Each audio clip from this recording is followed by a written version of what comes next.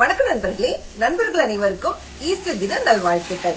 இன்னைக்கு நம்ம சேனல்ல என்ன ரெசிபி செய்து பார்க்க போறோம்னா ஈஸ்டர் ஸ்பெஷல் ரெசிபி தான் இன்னைக்கு நான் உங்களுக்கு சமைச்சு காமிக்கலான் இருக்கேன். அதுதான் வட்டையப்பம். அதுக்கு முன்னாடி நம்ம சேனல்ல புதுசா பாக்குறவங்க சப்ஸ்கிரைப் பண்ணிக்கோங்க, கூடவே இருக்கிற பெல் ஐக்கானையும் கிளிக் பண்ணிக்கோங்க. கடைசி வரைக்கும் இந்த வீடியோவை ஸ்கிப் பண்ணாம பாருங்க. பார்த்துட்டு ஒரு முறையாவது உங்க வீட்லயும் இதே மாதிரி ட்ரை பண்ணி பாருங்க. வாங்க வட்டையப்பம் எப்படி செய்யலாங்கிறத பார்க்கலாம். இந்த ரெசிபி பண்றதுக்கு தேவையான பொருட்கள் என்னங்கிறத நாம இப்போ பார்த்துக்கலாம்.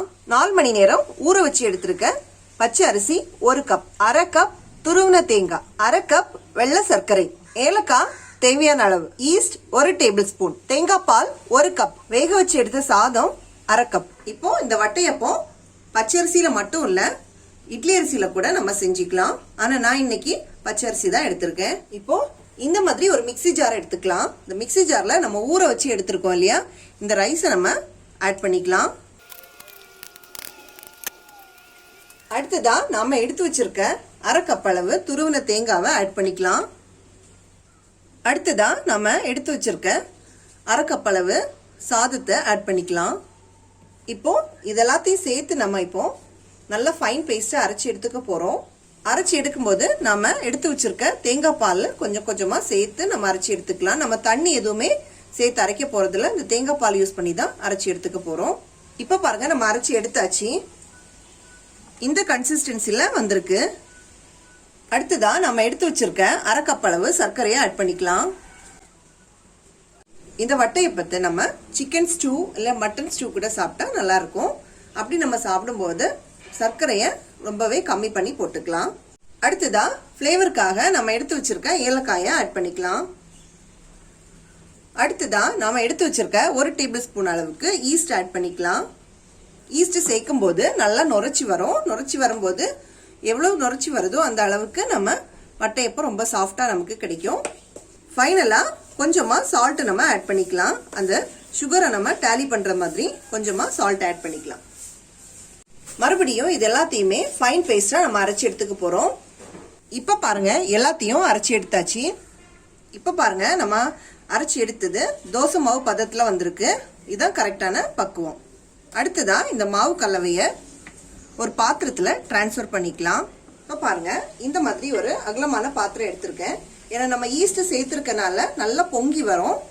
அதுக்காக தான் நான் இந்த மாதிரி பெரிய பாத்திரம் எடுத்திருக்கேன். நுரைச்சி வரும்.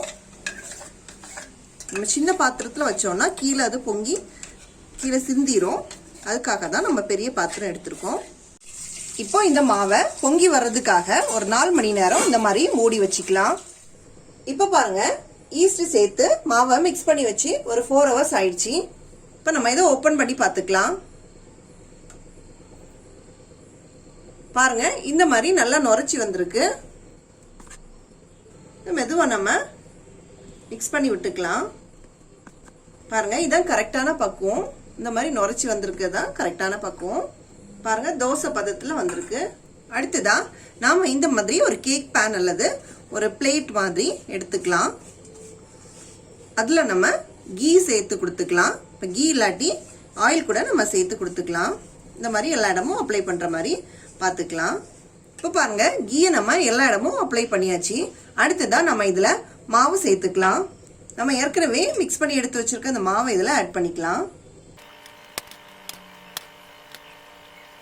இப்போ பாருங்க நான் இந்த அளவு தான் ஆட் பண்ணி கொடுத்துருக்கேன். ஏன்னா நம்ம இது வெந்து வரும்போது கொஞ்சம் கூட பெருசா வரும். இப்போ நம்ம இதை இட்லி பாத்திரத்துல வச்சு ஸ்டவ்ல வச்சுக்கலாம். இப்போ பாருங்க இந்த மாதிரி ஒரு இட்லி பாத்திரத்துல தண்ணி சேர்த்து நல்லா கொதிக்க விட்டுருக்கேன். இதுல ஒரு ஸ்டாண்ட் வச்சு அதுக்கு மேல இந்த கேக் பேனை நம்ம வச்சுக்கலாம். இப்போ இதை மூடி வச்சு ஹை ஃப்ளேம்ல ஒரு 2 to 3 மினிட்ஸ் வச்சுக்கலாம். அதுக்கப்புறமா லோ ஃப்ளேம்ல 15 to 20 மினிட்ஸ் வச்சுக்கலாம். இப்போ 15 மினிட்ஸ் ஆயிடுச்சு. நம்ம இப்போ ஓபன் பண்ணி பார்த்துக்கலாம். இப்போ பாருங்க நல்லா ஃப்ளஃபியா வந்திருக்கு. இது நம்ம ஒரு டூத் பிக் வச்சு குத்தி பார்த்துக்கலாம். இப்போ பாருங்க நல்லா வெந்து வந்திருக்கு. இப்போ நம்ம இதை வெளியே எடுத்துக்கலாம். இப்போ வெளியே எடுத்து நல்லா ஆற விட்டுக்கலாம். ஆற விட்டா கரெக்டா அது வெளியே வரும். இப்போ பாருங்க நல்லா ஆறி போயிருக்கு. சைட்ல பாருங்க செப்பரேட்டா வந்திருக்கு. இதான் கரெக்டான பக்குவம். இதை நம்ம இப்போ திருப்பி போட்டுக்கலாம். நான் இந்த மாதிரி ஒரு பிளேட் எடுத்திருக்கேன். இந்த பிளேட்டில் நம்ம திருப்பி போட்டுக்கலாம். இப்போ பாருங்கள், திருப்பி போட்டுக்கலாம். இப்போ பாருங்கள், இந்த மாதிரி வந்திருக்கு.